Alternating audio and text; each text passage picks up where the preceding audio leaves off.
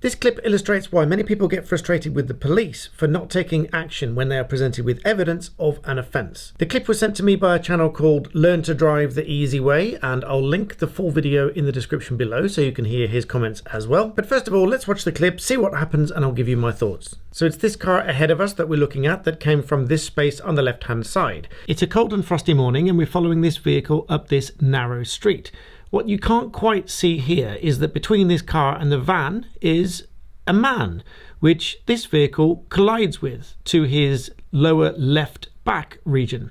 And then there's another man appearing in front of the car, which appears to startle the driver of the vehicle in front, as though they didn't see that he was there. Now, if we take a closer look at an enlarged screenshot from this video, you can see the classic two gaps that appear when you start to defrost your windows with the normal air vents, as against one of these screen-wide electronic defrosters. Now, whilst this may not be a 100% conclusive image, it certainly appears to me that the majority of the front windscreen is frosted up and the driver cannot see out of it very clearly. This alone would be an offence because you are required by law to have a clear and unobstructed view of the road ahead for the entirety of your front windscreen. However, even if you are not convinced by this, there is a second potential offence in this case, provided by Section 170 of the Road Traffic Act 1988, and that is failing to report an accident unless you have stopped and exchanged details. The requirement under 170 provides that if there is an accident that results in damage or personal injury,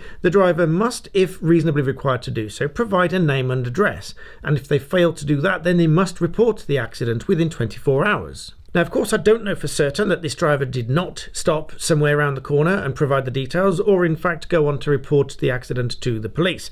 However, as I indicated at the beginning of this video, this matter was reported to the police, but the police responded to say that after careful consideration, they did not feel it was worth pursuing.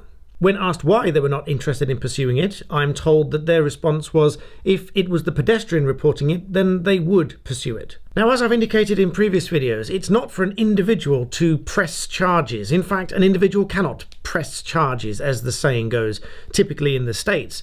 The decision to charge is with the police or with the CPS. It's not with the pedestrian, it's not with the individual. In fact, either of the pedestrians may not have been minded to even report this incident to the police, but that's not to say that the driver shouldn't be prosecuted for the offence of causing this collision whilst not being able to see out of the front window, and secondly, if this was the case, by failing to provide details or to report the incident to the police within 24 hours. Now, if all this is to be true and the police really are not interested in pursuing this, despite clear evidence that there was a collision here which clearly injured the guy's leg because he put his hand to his back, if you watch the clip again, and then took a few steps forward, somewhat limping after the initial impact, then I think this is frankly disappointing because it's only going to encourage this kind of driving and carelessness without any consequences, despite there being dashcam footage as evidence of the fact.